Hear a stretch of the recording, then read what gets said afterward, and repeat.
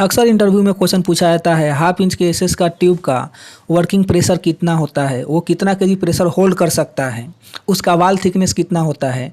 नमस्कार दोस्तों, welcome to my channel US electronic and electrical.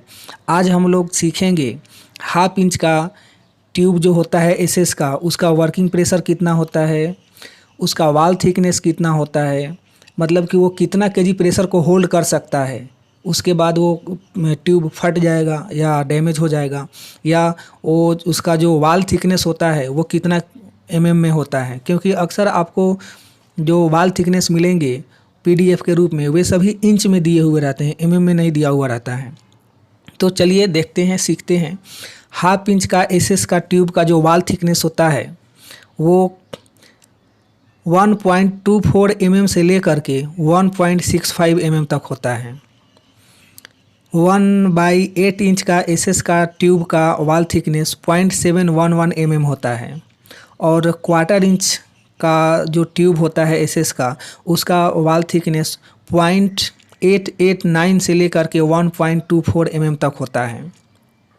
उसी तरह 3/8 इंच का एसएस का ट्यूब होगा तो उसका वाल थिकनेस 0.889 से लेकर के 1.65 mm तक होता है। लेकिन ज़्यादातर जो ट्यूब होता है उसका जो वाल थिकनेस होता है वह 1.24 mm होता है, मतलब 1.25 mm मान के चलिए उसको।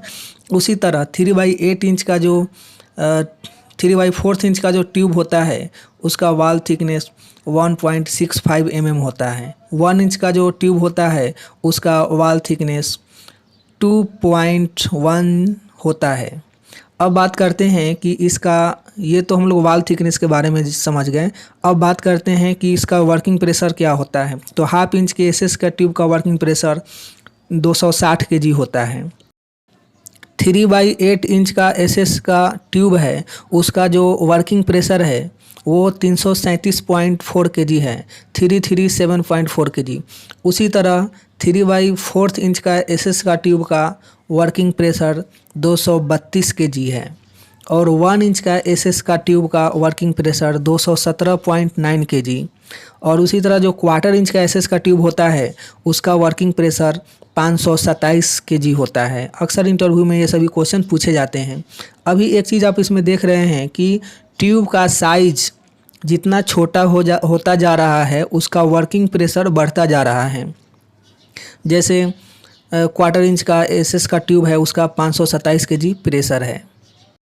अगर मेरे चैनल पर नए आए हैं तो चैनल को लाइक कीजिए, सब्सक्राइब कीजिए। आपका कीमती समय देने के लिए आपको बहुत बहुत धन्यवाद।